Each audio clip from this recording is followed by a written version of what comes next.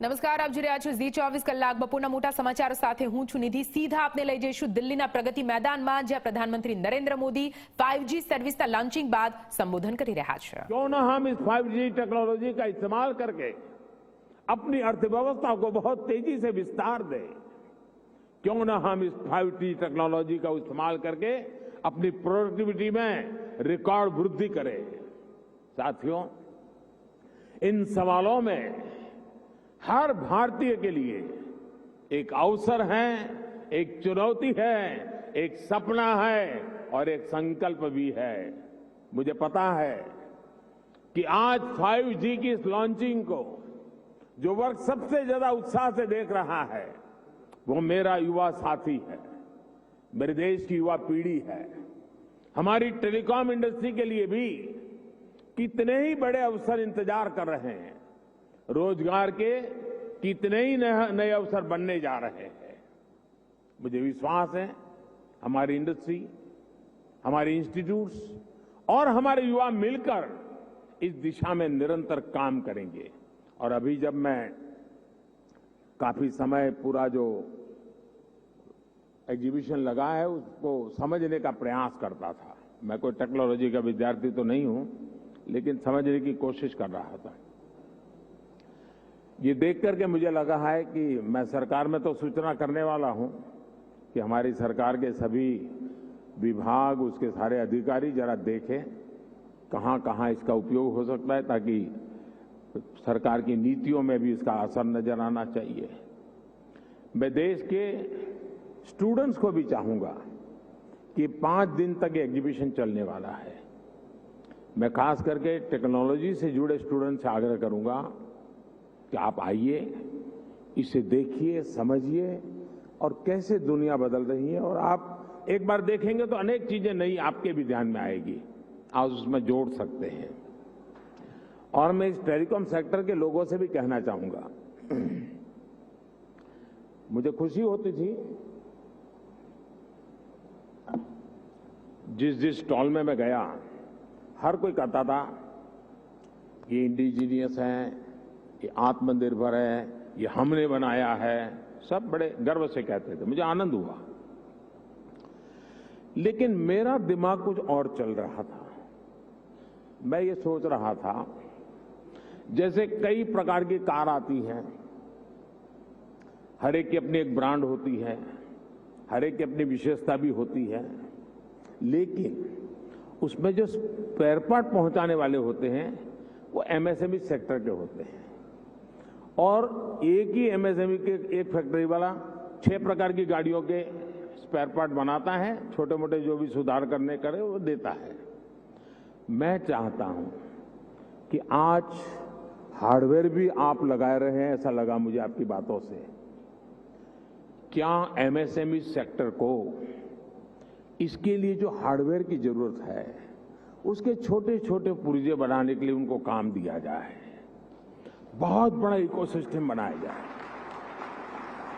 एकदम से मैं व्यापारी तो नहीं हूं, मुझे रुपये पैसे से लेना देना नहीं है, लेकिन मैं इतना समझता हूं कि कॉस्ट एकदम कम हो जाएगी, एकदम कम हो जाएगी। हमारे एमएसएमई सेक्टर की ये ताकत है। और वो सप्लाई आपको सिर्फ अपने यूनिकनेस के साथ उसमें सॉफ्टवेयर वगैरह जोड़ करके सर्विस देनी है।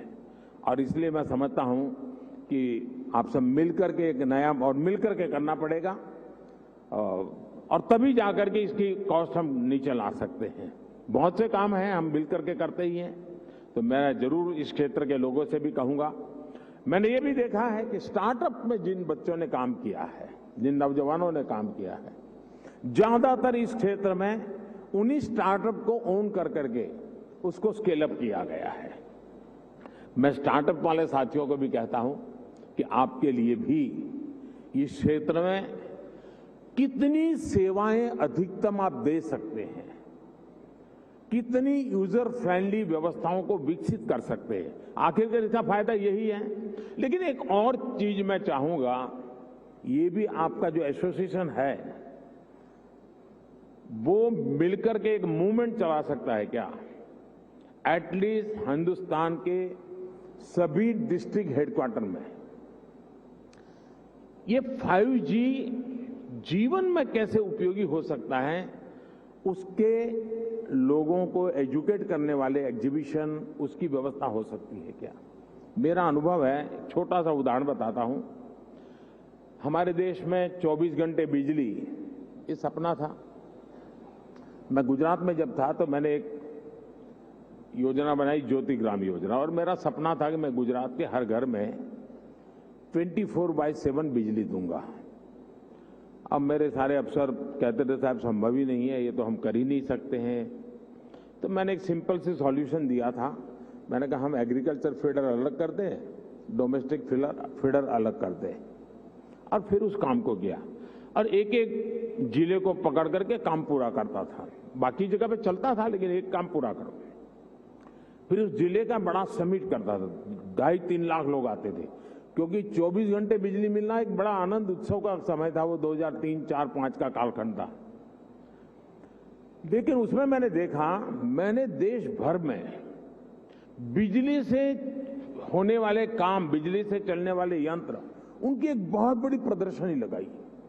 जब लोगों को क्या लगता है, बिजली आई है ना, रात को खाना खाने का समय बिजली मिलेगी, बिजली आई मतलब टीवी देखने के लिए काम आ जाएगा।